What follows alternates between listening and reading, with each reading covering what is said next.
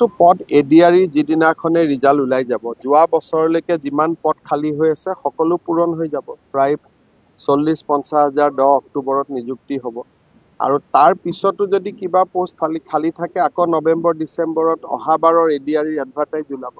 এতিয়া বস্তুটো ষ্ট্ৰীমলাইন হৈ গ'ল আৰু বছৰে বছৰে পোষ্ট ওলাই থাকিব আৰু ভৰ্তি হৈ থাকিব চনৰ আগলৈকে যিসকল কৰ্মচাৰী নিযুক্ত হৈছিলে তেওঁলোকক আমি প্ৰাদেশিকৰণ কৰিম ইতিমধ্যে বিল পাছ হৈছে আৰু মই ভাবো যে মন্ত্ৰী ডাঙৰীয়াই খুব তৎপৰতাৰে এই প্ৰাদেশিকৰণৰ কাম শেষ কৰিব কিন্তু 13 চনৰ পিছত যিসকল পৌৰকৰ্মীক নিযুক্তি দিয়া হৈছে